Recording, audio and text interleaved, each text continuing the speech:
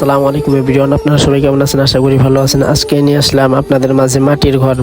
এই মাটির ঘরে যে এই পরিমাণ আরামদায়ক, রাত্রে দিনে যে কোনো সময় আপনারা না থাকলে বুঝতে পারবেন না যে এই মাটির ঘরে এত পরিমাণ আরামদায়ক। এখানে আসলে মনের ভিতর আলাদা একটা শান্তি পাই আমি নিজে। এই জন্য আমি এখানে একটু আসার চেষ্টা করি, আসি।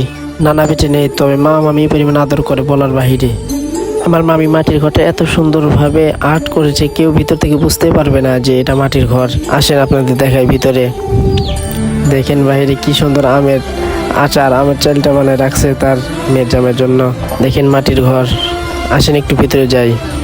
দেখেন ভিতরের কালারটা করছে কি সুন্দর, অসাধারণ। মনে হচ্ছে না যেটা মাটির ঘর, মনে হচ্ছে যে এটা ছাদ করা বিল্ডিং বাড়ি।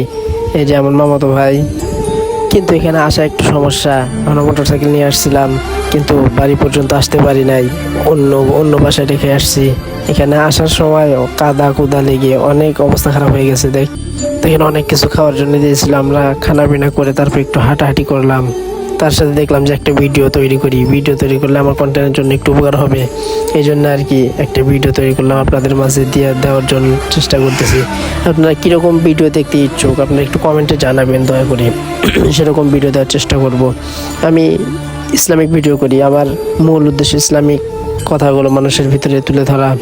সবাই ভালো থাকবেন, সুস্থ থাকবেন। আল্লাহ হাফেজ।